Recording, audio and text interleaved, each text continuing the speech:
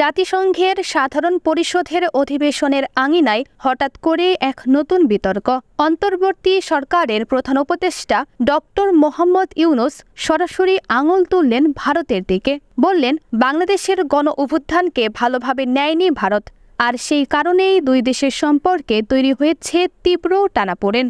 ভারতীয় সংবাদ মাধ্যম এনডিটিভি জানিয়েছে, বৃহস্পতিবার যুক্তরাষ্ট্রের দক্ষিণ ও মধ্য এশিয়া বিষয়ক বিশেষ দূত সার্জিও গোরের সঙ্গে বৈঠকে ভারত প্রসঙ্গে খোলাখুলি মত দেন ডক্টর ইউনূস।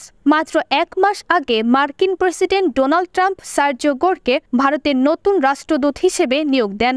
বৈঠকে প্রধান উপদেষ্টা বলেন, ছাত্ররা গত বছর যা করেছে সেটি ভারত পছন্দ করেনি। এ কারণে ভারতের সঙ্গে সমস্যা তৈরি হয়েছে। ভারতীয় মিডিয়াগুলো ভুয়া খবর ছড়িয়েছে, এমনকি বাংলাদেশের গণবিপ্লবকে তারা ইসলামী আন্দোলন হিসেবে প্রোপাগান্ডা করেছে।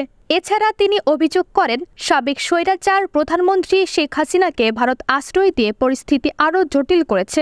ডক্টর ইউনূসের ভাষায়, ভারত হাসিনাকে আশ্রয় দিয়েছে, যিনি সমস্যার সৃষ্টি করছেন। এগুলো দুই দেশের সম্পর্কে উত্তেজনা তৈরি করছে।